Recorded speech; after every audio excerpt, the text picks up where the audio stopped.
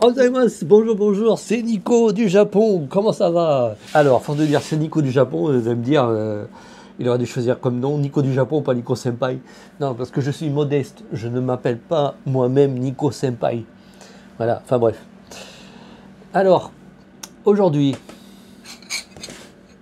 petite envie de dessert. Mon chou à la crème. Allez, ça commence, j'en ai partout. Le chou à la crème, diplomate à la vanille et crème chantilly, avec ma glace italienne au chocolat. Et oui, parce que je fais mes glaces moi-même. Mm. Ça, c'est un petit combo. Parce que bon, deuxième journée de la Golden Week, deuxième journée, levé 2 heures du matin. J'ai dû dormir donc en 3 jours, j'ai dû dormir 7 heures, entre 7 et 8 heures. J'ai besoin d'un peu de boost là, voilà. Et puis, on va faire une petite vidéo tranquille sur mes effets papillons dans ma vie, comme l'explique très bien dans son podcast Mitsu, que je regarde d'ailleurs. C'est très intéressant. Et donc je me suis dit, bah tiens, je vais faire une vidéo sur le concept de l'effet papillon de Mitsu et vous expliquer un peu mes effets papillons. Voilà, voilà. Donc on va commencer par les plus récents, ok? Allez, c'est parti. Alors, l'effet papillon, déjà, qu'est-ce que c'est? C'est en fait une action que vous avez décidé d'accomplir un jour, à un certain moment donné. Et cette action va en fait changer votre vie.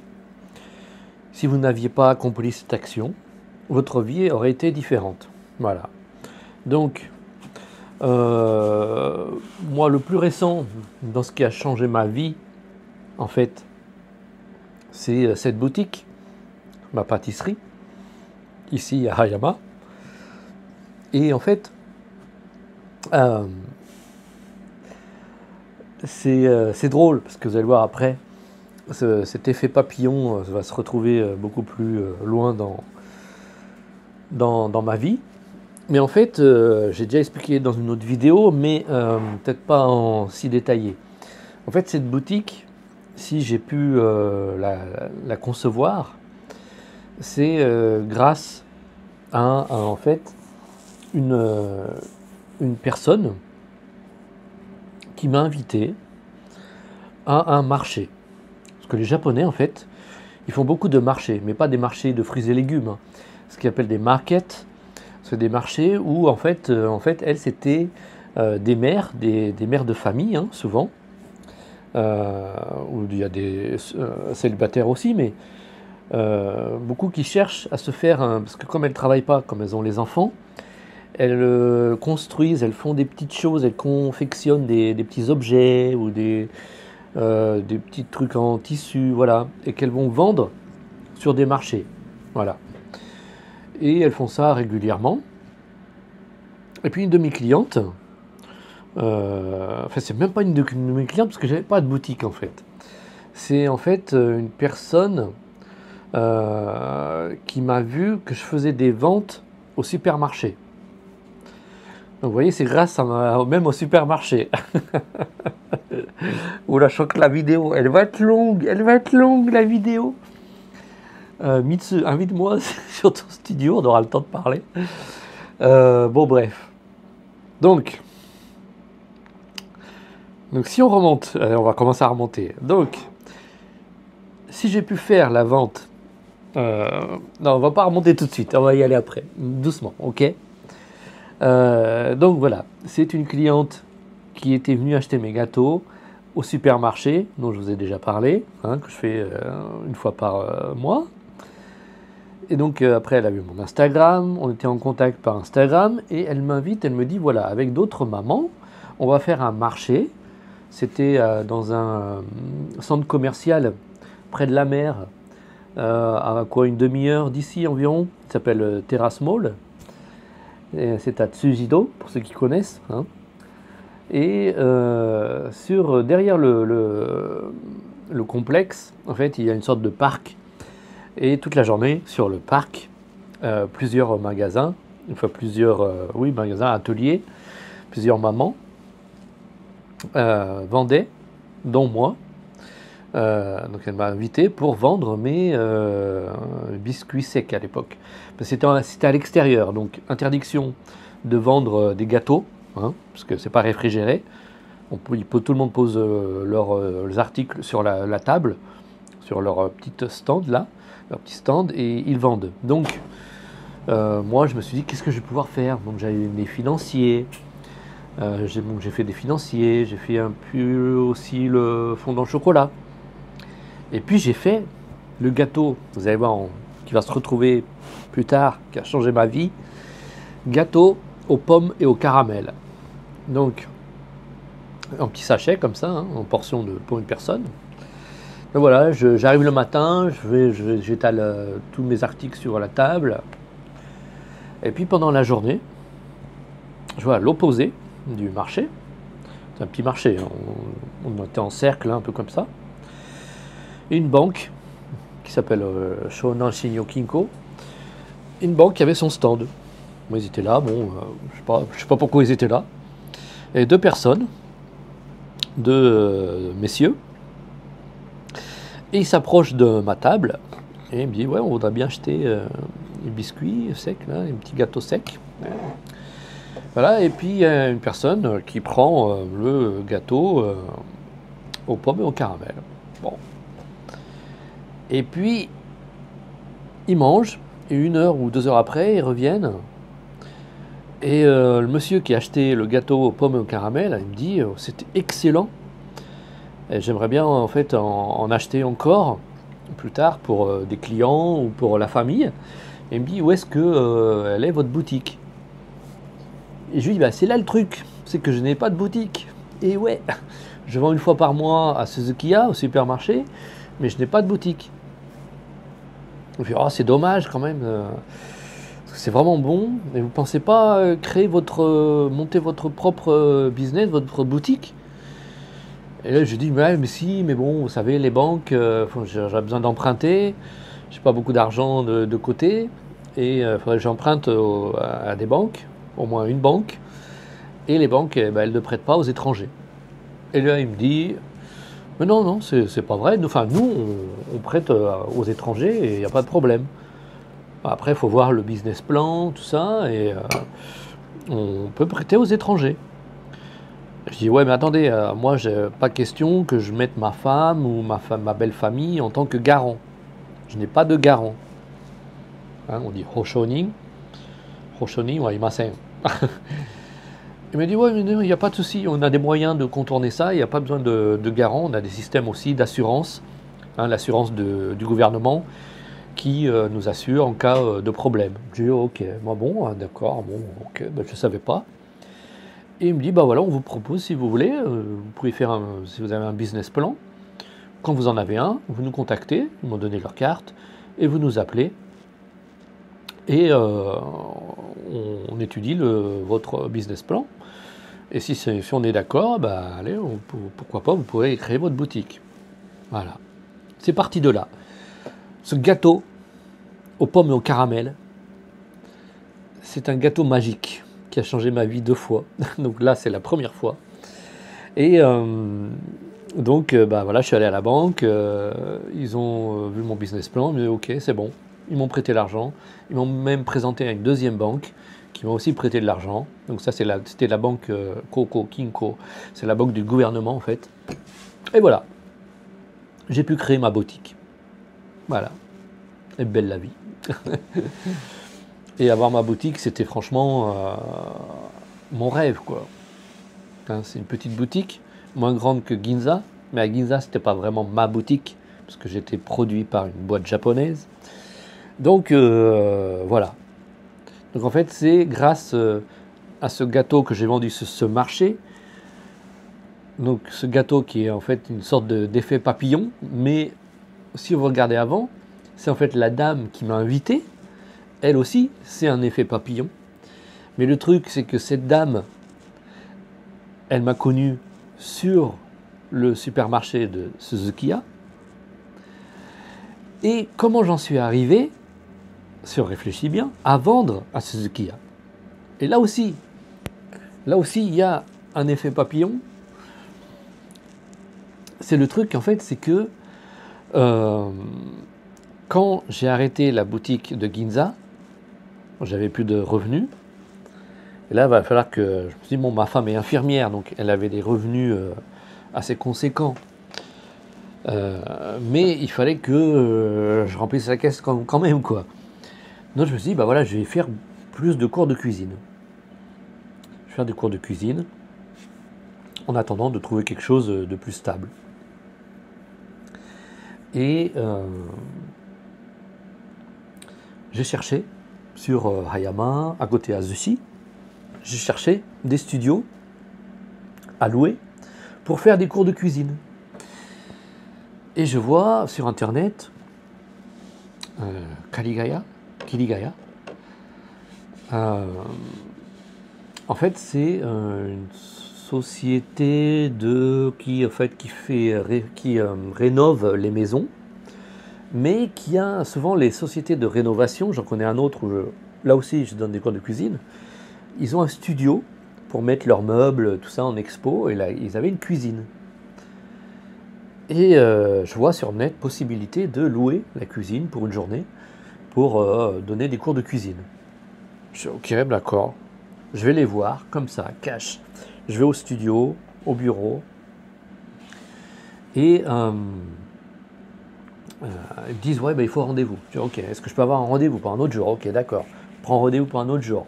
Je reviens. Jay me disait, oula, un étranger, vous parlez japonais, ça va? J'ai rassuré, je parle japonais, tout ça. J'habite à Hayama, ma femme est de Hayama, ok. Et là, je vois le boss, le Shacho qui arrive, du studio. Et lui, il faut que je lui sois, je lui dis, énormément reconnaissant. Parce qu'en fait, ce boss, ce monsieur, eh bien en fait, c'est le maire de Zushi. Et je lui dis, voilà, je voudrais faire des cours de cuisine. Il me dit, ok, il n'y a aucun problème, ok, Wenshitemas. Il me dit, je vous encourage dans votre entreprise. Et je lui ai expliqué que j'avais une boutique à Ginza, que je faisais des ventes dans les grands magasins. Il me dit, mais attendez, ça vous intéresserait pas de vendre à Suzuki? Je connais très bien le Shacho.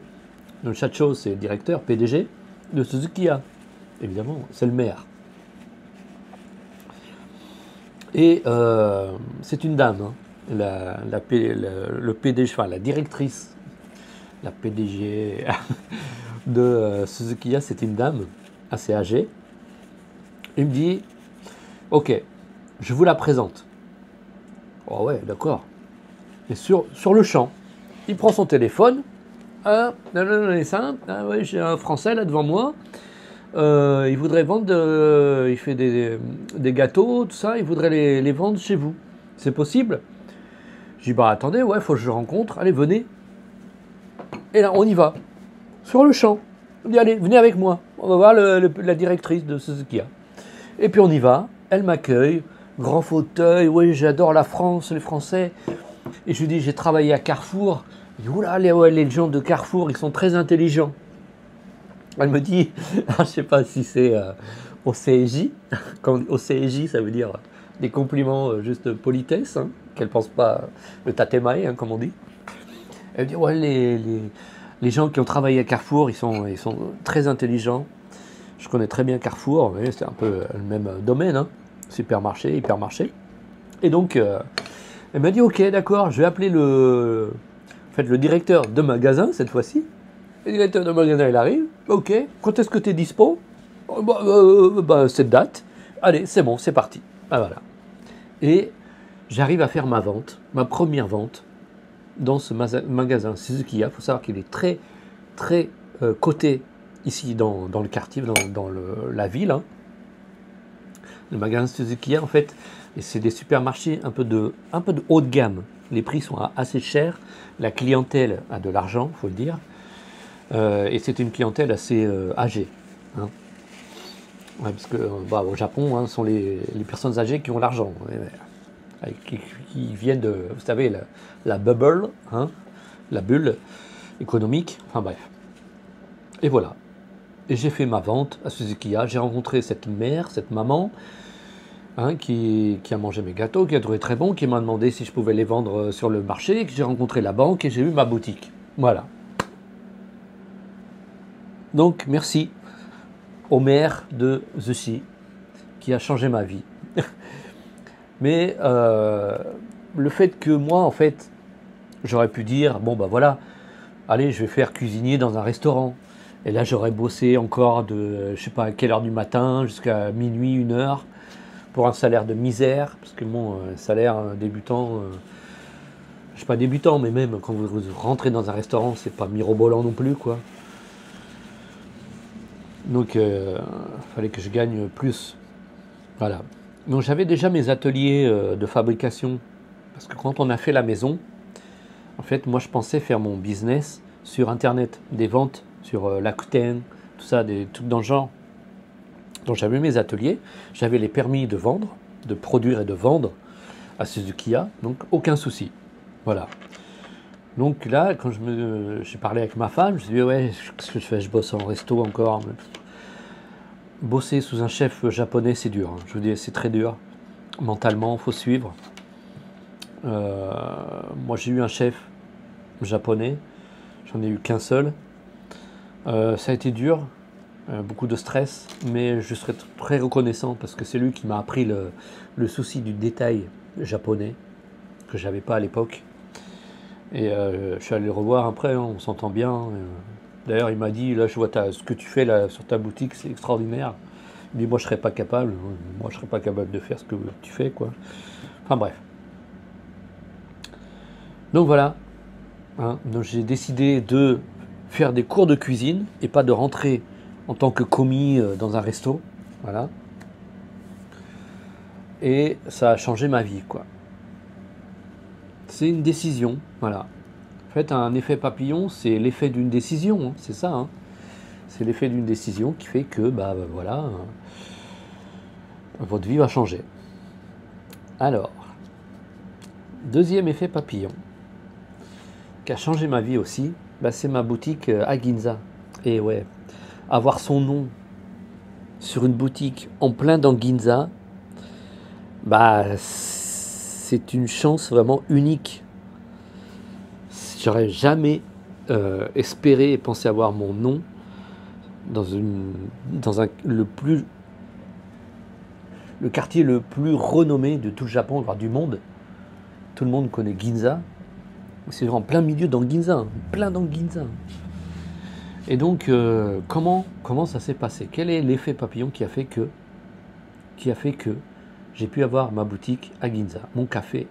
Là, c'est un café, hein, premier étage, rez-de-chaussée, vente à emporter, et premier étage, donc comme on dit, hein, Nikkei, deuxième étage en japonais, c'est des tables, c'est un buffet français, j'ai fait la cuisine avec mon équipe, on a fait des cafés liégeois, voilà. Et ça a été la folie, j'ai été connu dans tout le Japon, il y avait la queue tous les jours, enfin bref. Et alors, qu'est-ce qui a fait que j'ai pu avoir cette boutique? Alors ça remonte à plusieurs années en fait, avant, environ 4 ans avant. 4 ans avant, ce qui s'est passé en fait, il y a eu une année où, en fait, quand j'ai arrêté Carrefour, hein, j'ai rencontré ma femme, on est allé 1 an et demi en France, on est revenu au Japon, j'ai travaillé en tant que pâtissier, et c'était un travail un peu intérimaire, hein, en tant qu'intérimaire, comme pâtissier, donc beaucoup de temps libre dans les saisons creuses, notamment l'été. Je finissais à midi, donc payé à l'heure, donc moyen quoi. Et je me suis dit, bah allez, je vais donner des cours de français, je vais contacter les écoles pour dire voilà, je suis disponible pour donner des cours de français, parce que j'avais donné des cours de français. Et il y a une école de Tokyo qui m'appelle pour un remplacement de professeur de français un jour. Et ils me disent, ouais, c'est juste pour une journée, c'est pour un cours. Bon, un cours, d'accord, bon, je vais pas gagner des... Je vais pas devenir riche avec ça, hein, mais bon, tant pis, on sait jamais, si ça se passe bien, ils vont me rappeler, et encore, et encore, et encore. C'est comme ça que ça marche, hein. Prof de français, c'est que dalle au début, si ça marche bien, ça augmente, ça augmente, ça augmente, voilà. Donc, j'accepte, je vais là-bas, c'était à Tokyo, donc pas à côté non plus. À l'époque, j'habitais à Yokohama, donc pas trop loin. Je fais mon cours de français, ok, arigato gozaimashita, sayonara, je rentre. Et peut-être un an se passe. L'école ne m'a jamais rappelé, sauf que si, un an après, ils me rappellent. J'ai dit, oh, encore un remplacement. Ils me disent, en fait, on a un job à vous proposer. C'est pas professeur de français. Ah, d'accord. En fait, c'est un job en tant qu'interprète pour une société japonaise qui va produire des chocolatiers français. Ah ouais. Et il cherche quelqu'un qui parle très bien français, très bien japonais et qui connaît le monde, le milieu de la pâtisserie et du milieu culinaire français. Bah, c'est pour Nico ça, hein, c'est un boulot pour Nico, on est d'accord. Donc voilà. Donc ils me prennent rendez-vous avec ces sociétés japonaises et je les rencontre. Ils sont speed, hein. Ils m'ont dit qu'ils ont eu plusieurs interprètes japonais, ça a tout foiré. Ah, parce que la boss, en fait c'est deux boss, un ancien, un ex-couple, Kaicho et Shacho. Et je les ai rencontrés, mais ils sont speed, hein. Ils étaient vraiment speed, hein. Ils parlent vite en plus, il faut percuter, hein, mais percuter très vite. Et l'entretien se passe bien, ils me disent ok, on vous embauche pour un interprète, puis on verra comment ça se passe. Et ok, j'arrive, premier boulot d'interprète, j'ai jamais fait ça. Le chocolatier, donc à l'époque c'était Joël Durand et Hirsinger, les deux chocolatiers, donc deux marques, qui produisaient deux marques. Je les rencontre, ça se passe très bien. Donc moi en fait, pas de problème de comprendre le français. Parce qu'on a beau dire, hein, les Japonais, les interprètes japonais ont du mal à comprendre et à retranscrire les nuances, les petites nuances, les petits pics, les petites blagues, les petits sous-entendus de la langue française. Et ça, à mon avis, il n'y a qu'un Français qui peut faire ça. Et c'est ce qui leur manquait en fait. Voilà, la société japonaise. Et moi, bah, ça se passait très bien. Avec toutes mes années au Japon, je passais du français au japonais sans problème, voilà. Et ça s'est très bien passé, voilà. Sauf que, il y a un chocolatier, hein, Joël Durand, ça s'est mal passé à un moment donné, voilà. Ça s'est mal passé entre ces deux sociétés, et le chocolatier a dit, j'arrête le Japon, je rentre en France.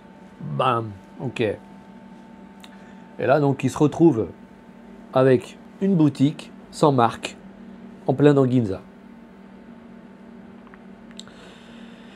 Et là, on m'appelle. Moi, j'ai dit, bon, ok, bon, voilà, ben, j'aurai plus de boulot. Tant pis, Nico. Hein, dommage, Eliane.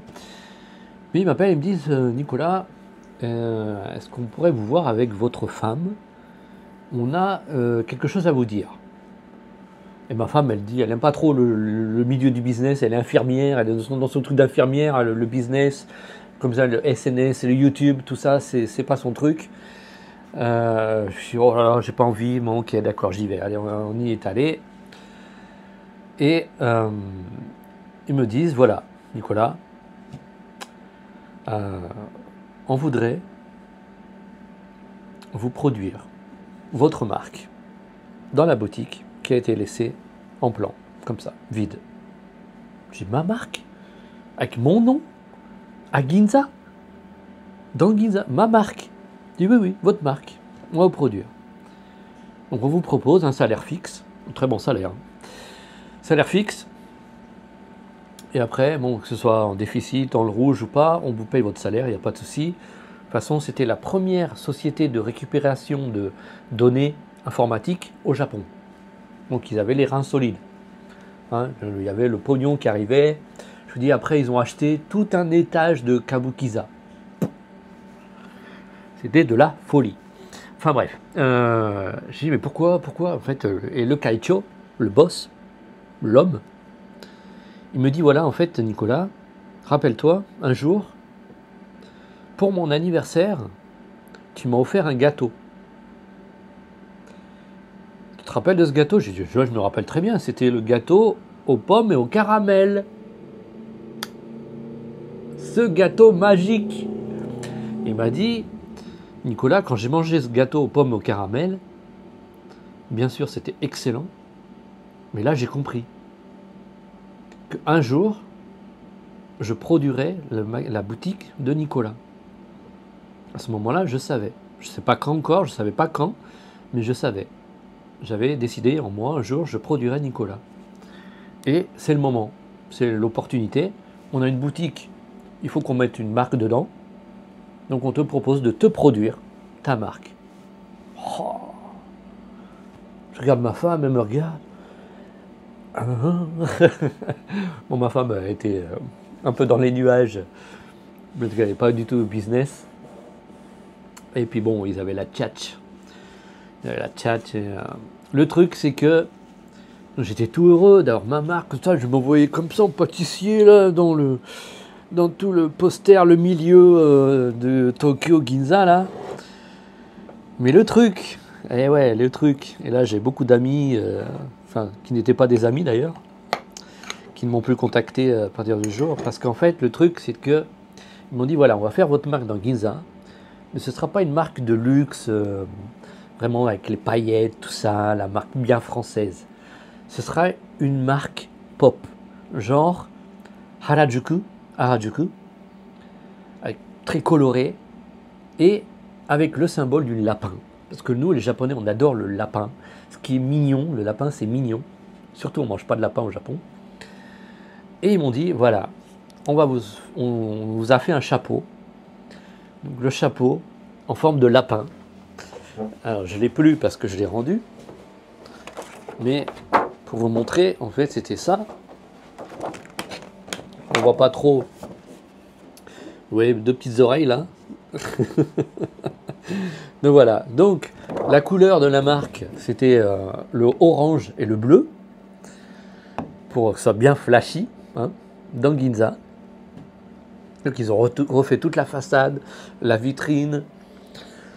Et là, je me voyais avec mon nom, Nicolas Charles. En fait, Charles, c'est mon deuxième prénom. Comme j'ai des enfants et que je savais que j'allais beaucoup passer à la télé, parce que c'est une boîte japonaise qui ont beaucoup de contacts avec les télés. Et je savais que j'allais passer à tire-larigot à la télé dans toutes les émissions. Par exemple, celle-là, Matsuko no Shiranai Sekai, où j'ai présenté le monde des choux à la crème. Les choux, voilà. Parce que en fait, la marque qui voulait produire, donc le symbole, c'était le lapin. Donc sur les choux, on avait des oreilles de lapin. Et sur les parfaits, les liégeois, au-dessus, il y avait une boule de glace avec des oreilles de lapin. Voilà. Il y a même un moment donné, ils ont fait porter des oreilles de lapin aux clients. C'était de la folie.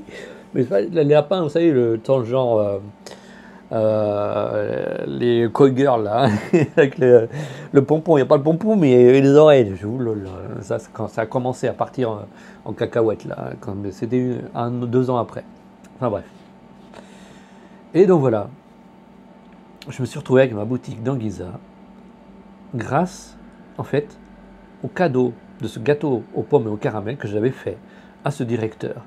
Mais ce directeur, je l'ai rencontré grâce au jour où j'ai accepté d'aller jusqu'à Tokyo pour faire 1 heure de remplacement seulement de cours de français. Si j'avais refusé, je ne serais jamais allé à cette école, j'aurais jamais rencontré ou parlé avec cette école, il ne m'aurait jamais rappelé et j'aurais pas eu ce boulot. Voilà. Donc une décision, t'acceptes. Tu dis oui Nicolas, au remplacement de cours de français, t'as ta boutique à Ginza. Tu dis non, on ne sait pas. Mais voilà quoi, c'était vraiment hallucinant quoi. Hallucinant. Encore ce gâteau qui change ma vie. Et ouais. Alors vous allez me dire ce gâteau, mais ce gâteau il vient d'où en fait? Qu'est-ce qu'il a de si spécial? En fait, c'est un gâteau. Et là on arrive au chef japonais, qui était vraiment très stressant, et à qui je dois aussi ça, quoi. Ce gâteau aux pommes au caramel, c'est un gâteau que j'avais appris à la base quand je suis revenu de France. Donc c'était 2 ans avant, quand je suis revenu de France avec ma femme. Il fallait que je bosse, quoi. Et donc on habitait, c'est un restaurant qui était à Kikuna, ceux qui connaissent, hein, non, Kikuna, Kohokuku. Ça s'appelait restaurant Saito, maintenant c'est Saito Yasai Ryori. Donc il a changé de place, il a fait son gros restaurant maintenant. Et moi je suis rentré avec ma femme, on est allé dîner là-bas, parce que je vais aller chercher des restaurants. Mais avant de demander d'être embauché, je voulais manger. Donc on arrive incognito, on mange, on dîne. Très bonne cuisine, très saine en fait, basée sur les légumes. Il n'y a pas de produits chimiques, tout ça. Il cultivait ses légumes, il cultive toujours d'ailleurs. Et on mange, et à la fin du dîner, je dis voilà, je cherche un boulot en tant que cuisinier. Est-ce que vous cherchez quelqu'un? Et il me dit bah oui, justement, je cherche quelqu'un. Ah, bah, ça tombe bien. Je dis est-ce qu'on peut avoir un rendez-vous? Je dis ok, d'accord. Il me dit ok, on va avoir un rendez-vous. Et il était tout content d'avoir un chef cuisinier français dans sa boutique. Et en fait, lui, c'était un ex-salariman, pas cuisinier du tout, de métier. Il a fait son restaurant, en fait, il a fait 1 an d'apprentissage, on va dire, dans un restaurant, et il a fait son restaurant tout de suite après. Et quand je suis rentré, c'était sa 3e année de restaurant. Donc, il n'est pas cuisinier de métier, 3e année pour son restaurant. Il était déjà très très très stressé. Et le problème, c'est qu'il retransmettait son stress sur nous, sur moi et un autre, on était deux cuisiniers. Et le fait qu'il était beaucoup dans l'insécurité, est-ce que ça va, c'est bon, c'est pas bon, tout ça. Il était très minutieux sur les détails. Il ne voulait pas que le client lui reproche quoi que ce soit. Et moi, en tant que bon français et cuisinier, je suis désolé, mais nous, les cuisiniers français, on n'a pas le souci du détail comme les Japonais. Enfin, moi, je l'avais pas à l'époque. J'étais beaucoup plus jeune. Hein. Il y a une 20aine d'années. Hein. Et je me suis fait engueuler, mais quasiment tous les jours. Il y a des soirs, je pleurais dans l'escalier avant de rentrer dans l'appart où on habitait.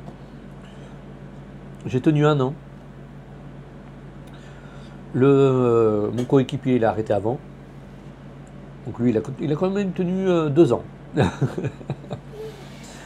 Et oui, parce qu'il y avait du turnover hein, de cuisiniers. Apparemment, ils avaient du mal à accepter. En fait, comme il n'est pas cuisinier de métier, il se met en colère sur des choses que nous, cuisiniers, on disait ouais, mais il faut faire comme ça ira bien. Non, il était têtu, il veut faire comme il veut, comme il voulait quoi. Mais quand même, le jour où j'ai arrêté ce restaurant, il m'a dit mais tu sais Nicolas, t'arrêtes, c'est dommage, mais cette année j'ai fait mon meilleur chiffre avec toi. Voilà. Et à un moment on était 2, le chef et moi. Hein. Il n'y avait plus de coéquipier, il avait arrêté. Espèce d'enfoiré, hein. Il m'a laissé dans la mouise. Donc le chef il me disait tu peux venir à 9h du matin. Non, moi je venais à 6h ou 7h. Hein. Non, je finissais pas la prépa. Hein. Et je me faisais engueuler. Voilà, donc voilà. Et donc pour revenir au gâteau au caramel aux pommes, en fait c'était une de ses recettes. Il m'a dit voilà, nouveau menu, tiens je te donne la recette, tu fais ça, allez hop. Gâteau aux pommes caramel, ok. Mais moi j'ai un peu arrangé en fait, au niveau des réglages, notamment de la farine. J'ai essayé de mettre un minimum de farine pour qu'il soit un maximum vraiment moelleux, hein, bien comme on dit en japonais, shittori. Shittori, ça veut dire qu'il y a l'humidité, qu'il soit bien humide, moelleux, vous savez, pas sec. Donc j'ai modifié un peu ça, et j'ai fait en pound cakey, vous savez, un gâteau allongé comme ça. Et c'est ce pound cakey que j'ai offert au boss de Ginza. Voilà. Et là, quand coupé, vous voyez, il est bien humide à l'intérieur, avec les pommes bien caramélisées. Mais il est bon, hein, ce gâteau. Je le vends hein, ici à la boutique. Mais voilà. Donc, c'est grâce à ce chef, en fait. Puis moi, bon, quand j'ai regardé plusieurs restaurants, est-ce qu'on va à celui-là, celui-là, j'ai choisi ce restaurant. On était allé, voilà, bam, bam, bam. Gâteau, caramel, pomme, hop, Ginza, hop, télévision, voilà. Et boutique ici à Yama. Si j'avais été dans un autre restaurant avec ma femme ce soir-là, j'avais mangé, ouais, c'était bon. J'aurais demandé peut-être d'aller dans ce restaurant. J'aurais été pris aussi. Mais il n'y aurait pas eu ce gâteau au caramel et aux pommes. Voilà. Donc merci beaucoup, monsieur Saito. Voilà. C'est un moment qui a changé ma vie. Voilà. Vous savez, ça tient ça. Ça tient ça. Ça tient ça. Voilà. Alors, l'effet papillon suivant. On est à 37 minutes. Je crois qu'on va arriver Je crois qu'on va arriver à 1 heure, hein, les amis. Je suis désolé, hein, mais un autre effet papillon qui a fait en fait que je suis venu là au Japon. Et en fait, je suis en train de réfléchir en parlant s'il n'y a pas d'autres effets papillons, mais l'effet papillon ultime, on va dire, ultime, qui a vraiment changé ma vie du tout au tout, mais toute ma vie quasiment, c'est le calendrier japonais qu'a acheté ma mère quand j'avais, je sais pas quoi, 10 ou 11 ans, un truc dans le genre. J'étais à l'école primaire. Ma mère, en fait, bon, elle est décédée il y a 1 an, paix à son âme. Je suis toujours pas allé sur sa tombe, j'espère que je vais pouvoir y aller bientôt. Mais elle me pardonnera. Et donc, ma mère adorait les calendriers. Une passion pour les calendriers. Vous savez, les pompiers, les gendarmes qui passent, je ne sais pas si ça se fait toujours en France, mais ils passent, nouvelle année, bonne santé, voilà, c'est le calendrier des pompiers, calendrier d'hôpital, machin. Enfin bref, elle achetait plein de calendriers, chaque année. On a des calendriers de partout. Et puis, il y avait une série de calendriers, toujours chaque année, sur des pays, à chaque thème, chaque année, un pays différent. Donc il y a eu plusieurs pays. Et je me rappelle même plus des autres pays. Mais je me rappelle de ce calendrier qui était cette année-là sur le Japon. Voilà, c'était l'année du Japon de ce calendrier. Donc vous imaginez, plein de belles photos du Japon. Le mont Fuji avec le lac, tout ça. Je dis, mais c'est quoi cette montagne là? Mais c'est pas une montagne, c'est un volcan. Oh, un volcan et de la neige comme ça là. Je dis, ouais, mais le volcan il est plus en activité. Elle m'expliquait ma mère. Mais c'est où ça? C'est où? C'est au Japon, c'est très loin. C'est très loin, on ne pourra jamais y aller. Mes parents n'allaient pas à l'étranger, ne voyageaient pas, toujours en France. Mon père prenait jamais l'avion, jamais le bateau, enfin bref. Toujours vacances dans la France. C'était très bien aussi, hein. Et je vois d'autres photos. Là, je vois un temple, une maison, tout en or, qui brille, tout en or, au milieu d'un petit lac, là. Mais c'est quoi ça? C'est quoi ça? Ça, c'est un temple japonais. Pourquoi il est tout jaune comme c'est pas jaune? Il est en or. Oh, Kinkakuji. C'est où ça? Ça, c'est à Tokyo, à Kyoto. Waouh! Elle m'expliquait ça. Et puis après, il y avait encore une autre photo. Et il y avait des arbres plein de touffes, toutes roses comme ça. C'est magnifique. C'est quoi? Mais c'est quoi, tout rose et blanc là? C'est quoi? Ça, c'est des arbres. C'est des cerisiers japonais. Ils sont pas comme en France. On n'a pas les mêmes cerisiers. Oh, qu'est-ce que c'est beau, je me disais, c'est extraordinaire. Et là, je me suis dit, un jour, j'irai voir le Mont Fuji. Un jour, j'irai voir Kinkakuji. Un jour, j'irai voir ces cerisiers en fleurs, les sakura. Et voilà, je me suis dit ça intérieurement, sachant que je ne pouvais pas y aller, parce que ma mère m'a dit, le Japon à l'étranger, c'est niette, n'y compte même pas. Donc, j'ai dit un jour, quand je serai grand, adulte, je sais pas quand, mais un jour j'irai voir là-bas, j'irai là-bas. Et c'est là que, en fait, j'ai ressenti quelque chose par rapport au Japon. Là, le Japon m'a appelé avec ce calendrier. Ce calendrier, en fait, je ressentis un appel du Japon. Je vais vous dire, hein, je suis aussi un gamer, ok, depuis tout petit. La première console, c'est même pas une console, c'est un ordinateur avec un clavier, avec un compartiment cassette. Vous mettez la cassette un jour, la cassette, il la lit pendant une journée, plus même, jusqu'au jour suivant. Et là, vous avez le jeu. Vas-y, hein. Vous connaissez pas, vous, là. Il y en a qui connaissent, là, oui. Qui voient que de quoi je veux parler. C'était l'Amstrad 464, un truc dans le genre. Amstrad, cherchez Amstrad 464. Et j'avais ça pour Noël. Les jeux, wow, c'était la folie, quoi. Le premier jeu vidéo. Mais il fallait attendre 2 jours pour pouvoir y jouer. C'est la folie. Là, vous attendez 30 secondes. Ah, c'est lent, c'est lent. Ouais, moi, à mon époque, il fallait attendre 2 jours, les gars. Enfin, bref. Et après, oui, j'ai eu plein de consoles, machin. Mais c'est pas les consoles, en fait, qui m'ont dit, ouais, je vais aller au Japon pour jouer aux jeux vidéo. C'est pas ça. Le jeu vidéo, c'était cool, je m'amusais bien à la maison, tout ça, ok, c'est cool. Mais j'avais toujours ces images là dans moi. Un jour, j'irai au Japon pour voir ça. Voilà. Et du coup,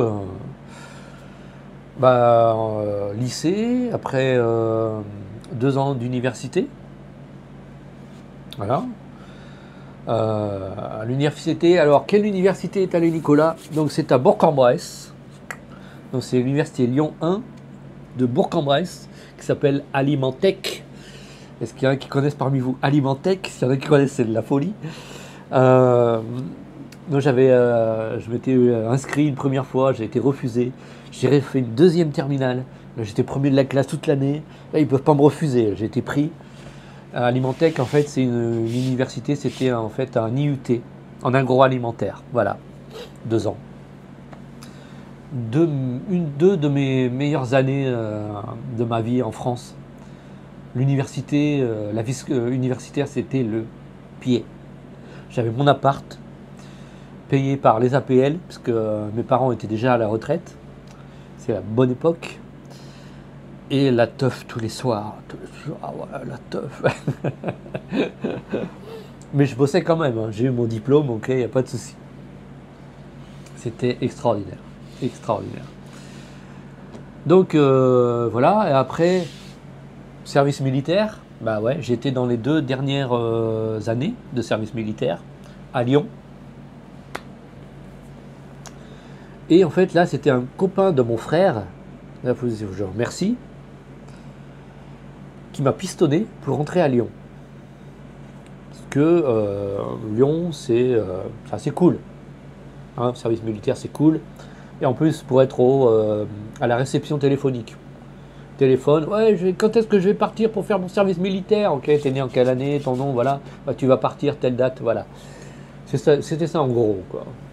Téléphone toute la journée, assis, pépère. Donc, bon, au début, j'ai fait quelques semaines dans la forêt, machin, mais bon, après, c'était fini. Merci. Merci. Il se reconnaîtra, s'il regarde, de m'avoir pistonné. Parce qu'en fait, le truc, c'est que j'ai fait mon année de service militaire en 98. Et en 1998, c'était l'année du Japon en France. Merci Chirac. Pas merci pour tout, parce que tu as fait beaucoup de conneries aussi. Pardon pour le moment. Et donc, le service militaire, moi je finissais à 5 h l'après-midi, après quartier libre. À l'île du Japon, à Lyon, il y a un centre franco-japonais assez conséquent, tenu par un ancien, enfin c'est pas un ancien, c'était pas un curé, un prêtre, je crois qu'il est décédé, hein, et très actif, ils ont organisé des ateliers sur la place Bellecour de Lyon, et ça a commencé, l'année du Japon a commencé, oh, des Japonais à Lyon, oh, moi qui veux aller voir au Japon, je pourrais rencontrer des vrais Japonais, oh là là. Et il y a des ateliers de shodo, de calligraphie, des ateliers de origami, plusieurs ateliers. Et je parle avec des Japonais. Oh, j'ai dit, comme ils sont gentils, ils sont très agréables, très avenants. Ils sont vraiment, faut vraiment que j'aille au Japon. Ils m'ont dit, ouais, allez-y, c'est très beau, tout ça. Enfin bref. Et puis il y a une qui était sur place, il m'a dit, bah, si vous voulez, on a des cours de japonais une fois par semaine au centre franco-japonais de Lyon. Je sais le soir, ok, ben voilà, je suis allé le soir. J'ai pris mes cours de japonais une fois par semaine, qui m'ont pas servi à grand chose, hein, parce que quand je suis arrivé au Japon, j'étais complètement largué. Mais bon, après j'ai rattrapé. Et à chaque fois que je revenais à la caserne, du cours de japonais à la caserne, je marchais là, dans les rues de Lyon. Je me disais, mais Nicolas, faut vraiment que tu ailles au Japon là. Finis ton service militaire, après tu fais tout, tu bosses, tu fais quelque chose, mais pour aller au Japon. Et un jour, il y a eu un déclic sur ce retour là. Une belle nuit étoilée dans Lyon. Je marchais seul. Et là, je me suis dit, mais non, en fait, c'est pas tu vas aller voir au Japon, tu vas vivre au Japon. Là, je sais pas si j'ai entendu une voix intérieure à moi-même, j'en sais rien, mais qui m'a dit, Nicolas, ta vie, elle n'est pas en France, ta vie, elle est au Japon. Cette vie-là, là, tu vas la vivre au Japon. Celle d'avant, celle d'après, j'en sais rien, mais cette vie-là, là, tu vas la vivre au Japon. Et là, je me suis dit, ok, je vais au Japon. Si je vais au Japon, je serai heureux. Le bonheur m'attend au Japon, j'en suis sûr. J'étais sûr et certain. C'est pas j'espérais, mais je savais. Et donc voilà. Coïncidence, 2 ans après, 2000, visa vacances-travail qui commence. Oh, alléluia, merci. Je demande, je harcèle l'ambassade du Japon à Paris. Je les appelle tous les mois. Et un jour, on me dit, ouais, votre visa est prêt. Ouais. Donc 2000, janvier, 16 janvier. Donc à mon avis, je suis dans les premiers à être au Japon avec ce visa. 16 janvier, j'arrive au Japon. Et là, je me sens direct chez moi. Mais direct. Je me sens apaisé. Il y a des mauvaises ondes que je ressentais en France, que je ne ressens plus au Japon. Je me dis, ça y est, c'est bon, ça y est, c'est Tadaima. Alors, Tadaima, ça veut dire quand vous rentrez à la maison le soir. Là, on dit Tadaima, genre c'est moi, je suis rentré à la maison. Donc je suis descendu de l'avion à l'aéroport, là j'ai dit, mon cœur a dit Tadaima Nihon. Voilà. Et je suis resté. Et je suis resté 25 ans, 26e année cette année. Et voilà quoi. Donc, ma mère m'a dit, hein, ça lui a fait de la peine hein, que je parte au Japon. Hein. On a discuté toute une journée, elle a essayé de me convaincre de ne pas y aller, mais à la fin elle m'a dit si t'es heureux là-bas, moi je suis heureuse. Mais bon. Et elle m'a dit, mais franchement, j'aurais jamais dû t'acheter ce calendrier japonais. je sais. Et c'est la vie, c'est comme ça. C'est comme ça. Ma mère n'aurait pas acheté ce calendrier japonais. Et ben, peut-être que je ne serais pas allé au Japon. Voilà. Je serais resté dans ma campagne. À l'époque, on habitait dans un petit village, à côté de Mâcon, à Cormoranche-sur-Saône. Tout petit village, pas très loin de Lyon. En fait, je suis né à Lyon, j'habitais à Lyon. On a déménagé dans le village. Après, je suis revenu à Lyon. Enfin bref. Et voilà. Donc, c'est cet effet papillon. Mais en fait, je voudrais élargir un peu la discussion de l'effet papillon par rapport au podcast de Mitsu. Parce que souvent, dans les exemples qu'a donné soit Mitsu. Un jour, il était allé travailler. S'il avait décidé de rester chez lui, ça n'aurait pas changé sa vie, tout ça. L'effet papillon, c'est pas forcément une décision que toi tu vas prendre qui va changer ta vie en fait. C'est-à-dire que ça peut être si tu as deux options devant toi, l'option A, l'option B. Si tu choisis l'option A, tu as ta boutique à Ginza. Si tu choisis l'option B, tu n'as pas de boutique à Ginza. Tu rentres en France, j'en sais rien. Ça dépend de toi en fait. C'est ta décision qui va faire que ta vie va changer. Mais ce qu'il faut voir aussi, c'est qu'il y a des effets papillons extérieurs.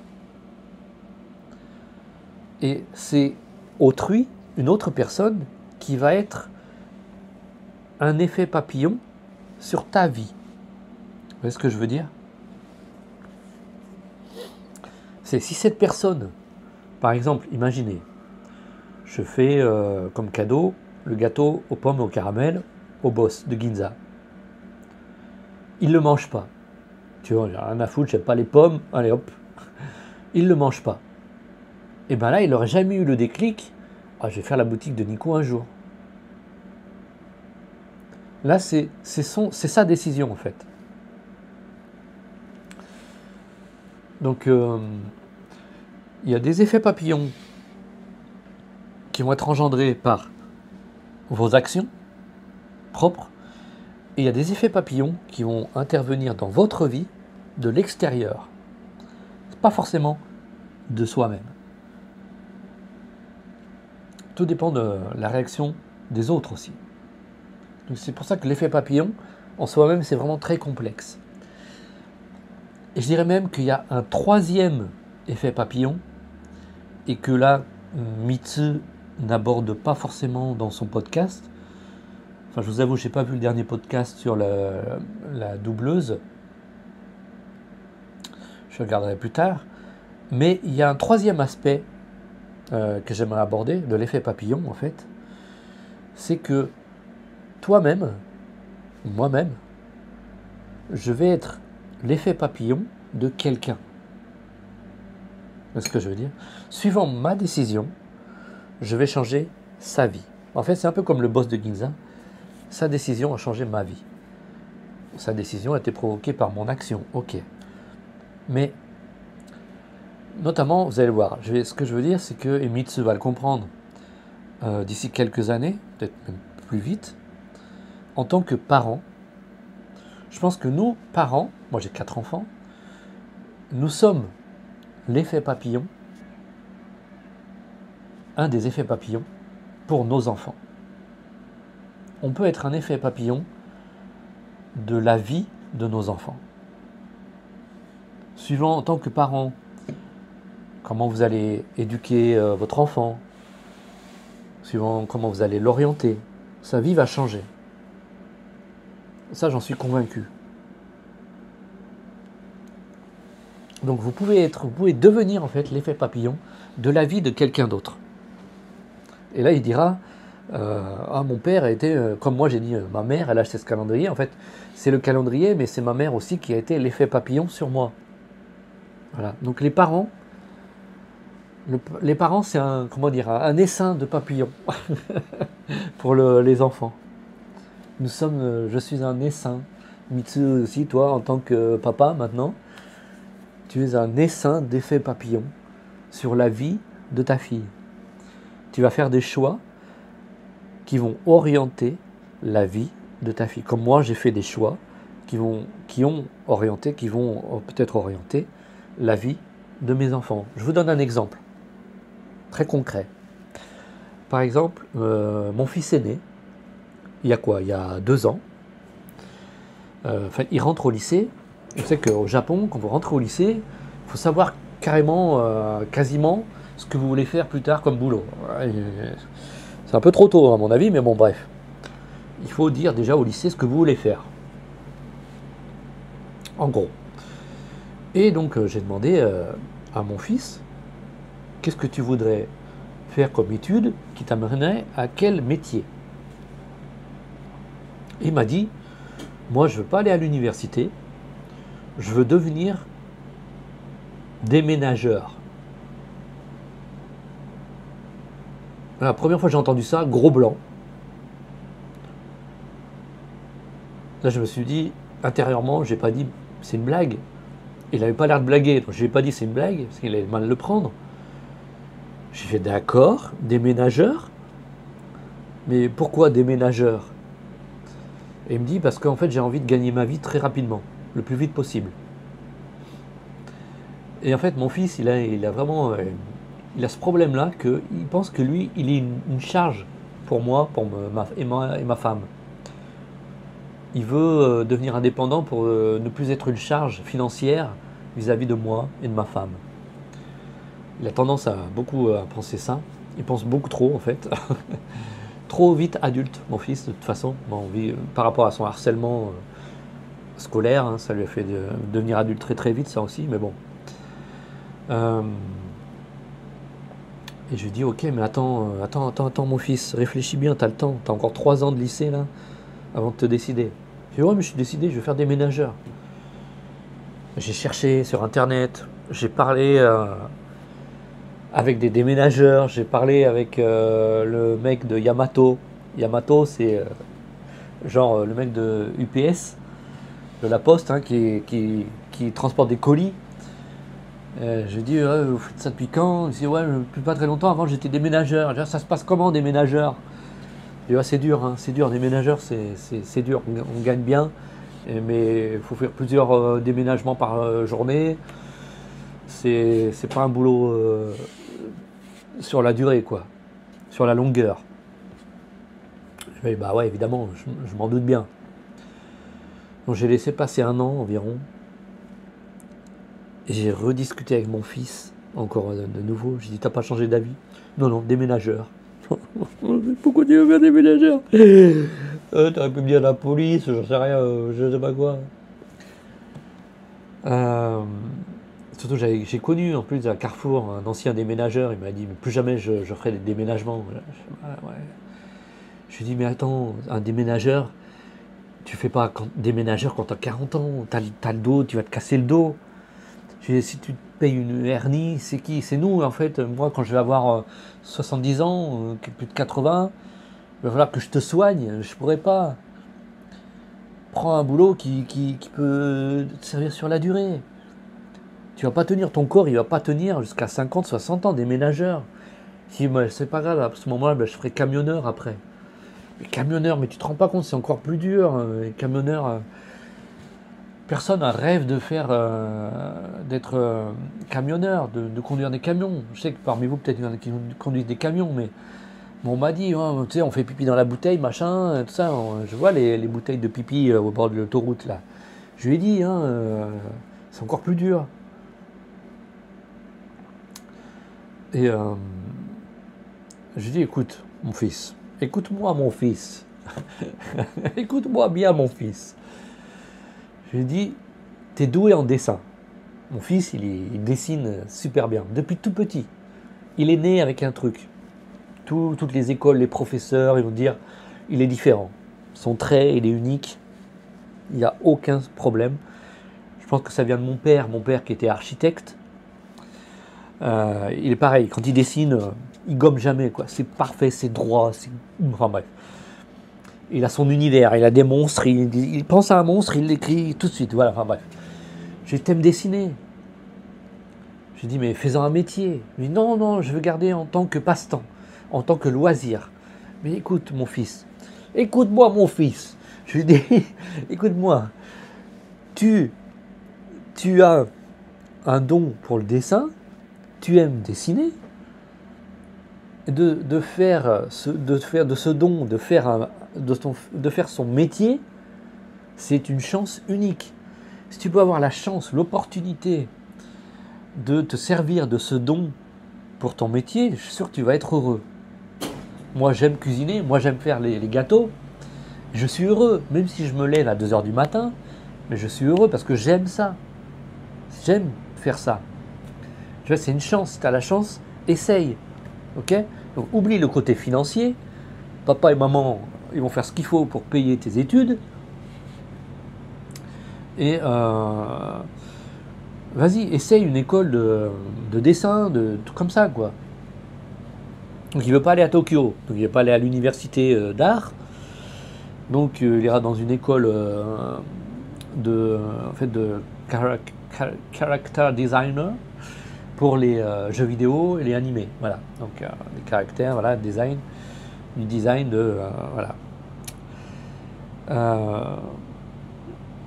Je suis ok, bah, voilà, fais ça, hein, tu as 2 ou 3 ans, je sais plus, tente ta chance là-dedans.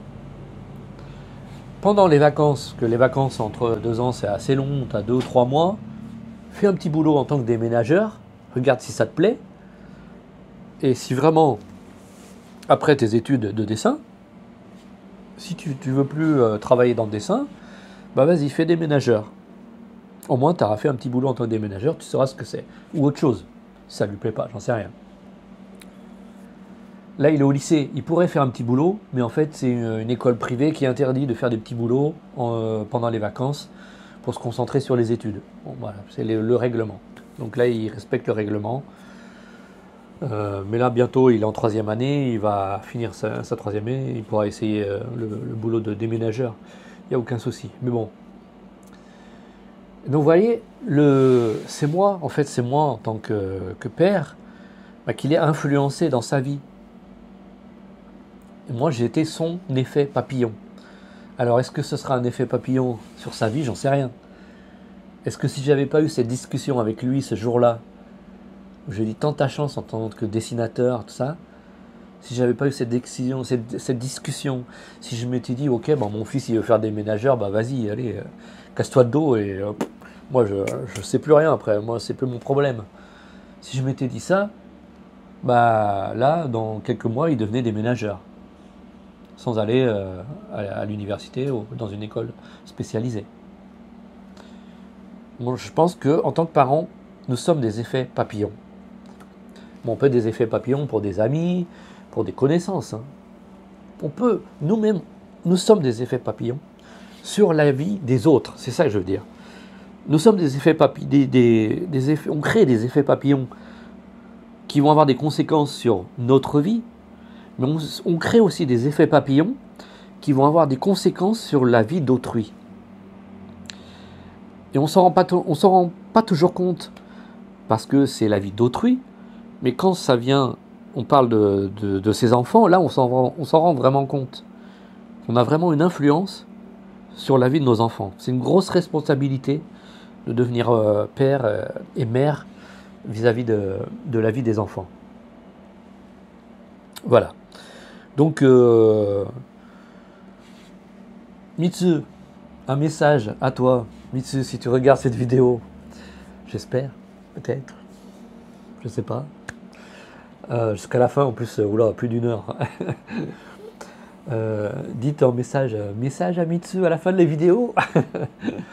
Donc Mitsu, si toi, par exemple, tu souhaiterais être mon effet papillon, j'accepterais avec grand plaisir. Et oui, imagine, tu m'invites dans ton podcast. Je parle de mes effets papillons pendant mes 25 ans de Japon. Je passe dans ton podcast, ça me donne une visibilité énorme pour moi, pour ma chaîne. Imagine que ma chaîne, elle marche de mieux en mieux. J'aurai des revenus, j'ai déjà un peu de revenus grâce à vous, merci du fond du cœur. Mais j'aurai de meilleurs revenus parce que ma boutique, franchement, je ne sais pas combien de temps je vais tenir vu que le prix des matières premières flambe au Japon. Je fais ce qu'il faut pour essayer de continuer. Mais si grâce à YouTube, je peux payer les études de mes enfants, parce qu'il n'y a pas que mon fils aîné, j'en ai encore 3 autres derrière. Ouh là là là là là là là là. Toi, Mitsu, tu auras permis peut-être les études de mes enfants. Ça, c'est peut-être un message aux gros youtubeurs. Vous ne vous rendez pas compte que pour les petits youtubeurs, vous pouvez être un effet papillon extraordinaire pour la vie des gens. Voilà, donc après, est-ce que vous voulez le moins de concurrence possible? À mon avis, sur YouTube, il y en a pour tout le monde. Moi, franchement, ouais, si j'étais un gros youtubeur comme Mitsu, comme toi, sans problème, il y a quelqu'un qui me demande, bon, pas n'importe qui évidemment, pas n'importe qui, mais bon, si je vois que c'est quelqu'un de bien, qui a des enfants, qui se démène, qui remue ciel et terre pour l'éducation de ses enfants, je l'invite et puis je fais la visibilité. Et puis ça peut l'aider pour la vie de sa famille, c'est extraordinaire. Qu'est-ce qu'il y a de plus beau que ça? On est là sur terre pour ça.